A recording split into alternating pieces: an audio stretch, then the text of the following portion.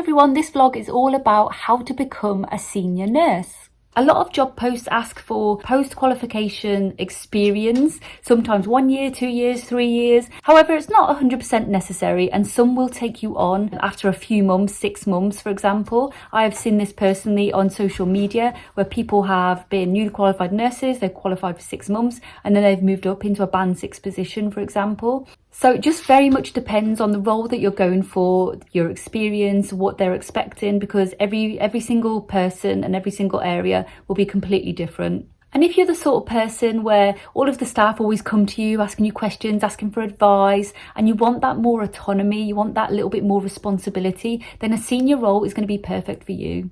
That leads me very nicely on to my first tip, actually. So if you've got people asking for advice and questions and things like that, that's really good. That means you're building a rapport with the people around you. And that's what you want, really. You want to build a good rapport and get that character building and team working together. Also, you can volunteer to do extra little shifts. You can volunteer to take charge for the day, maybe to shadow the matrons, to shadow the managers, to shadow the chief executive if you want to. Doing these little things are going to look really, really good on the CV or the application as well, but also give you a little bit more insight into the role and how it runs and how it works. Another thing you can do is contact organisations, companies, different areas, and ask if you can go in and shadow or do like an informal sort of visit as well to get a feel for the area, get to know people, get to meet people, see what the area's like, see what sort of roles there are around in different fields of nursing and things like that as well, just to give you like a really good all-round view of things.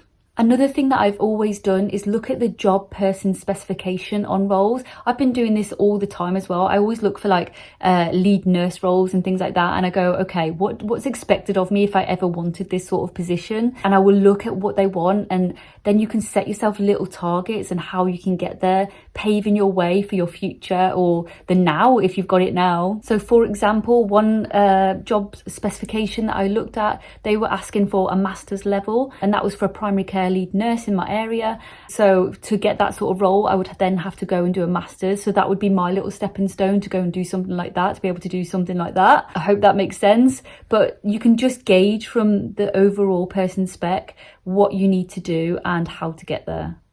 You could also speak to your employer and see if they do any form of like mentoring or coaching sort of things where you can sit with people, they can mentor you. That's a really, really good idea as well. I've learned so much from other people, like just from networking on Twitter and social media, and making these little contacts and just observing how they are, how they connect with people, how they network. It's just so fascinating to learn from other people, and that's one thing that I do advise massively as well, is just get out there and network with people.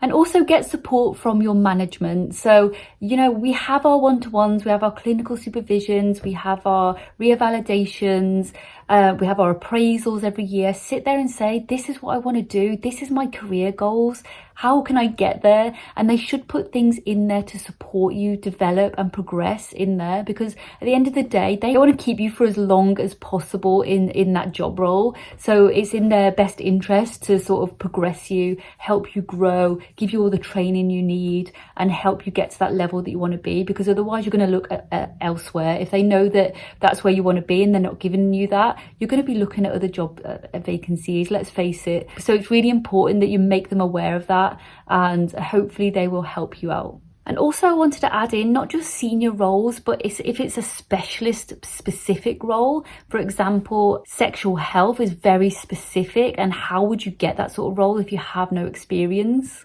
Here are some tips. Do all of the revision and research that you possibly physically can.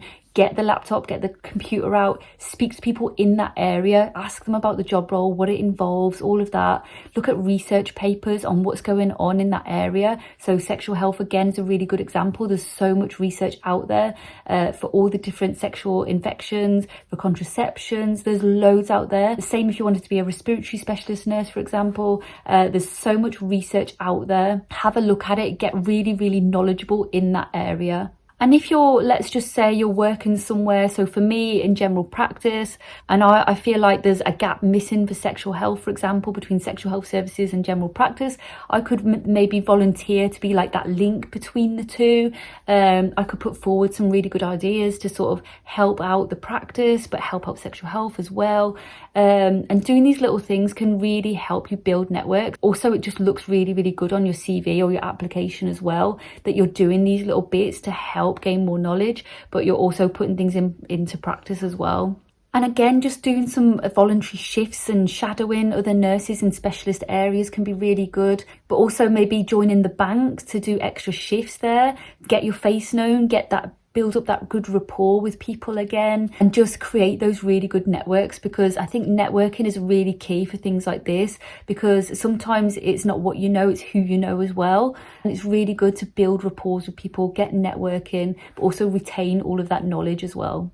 And also have a look at the trainee roles. I've seen this out there in job sites and things like that. There are some trainee roles out there, like a trainee advanced clinical practitioner. They will train you up. They'll put you on the courses needed for the role. That can be really, really good as well, because then you're going to get funded for all of your training, but then you're going to be doing the job that you really want to do at the same time. It's a win-win situation. Also, there was something that was going round on social media that I saw, that it was like an apprentice chief exec sort of position. So you would go and you would shadow the chief exec and just get a little bit more experience about what they do, how they manage things.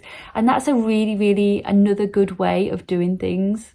And my last little piece of advice is, if there's any leadership and mentoring, coaching, that sort of training going on, get yourself booked into it, because that's going to look really, really good on your CV to show that you're actively doing these leadership courses or these programs for mentoring and coaching. It's an extra little thing under your belt. It's a thing that's going to make you stand out, and it's a proactive thing that you're showing that you want to do that sort of role as well.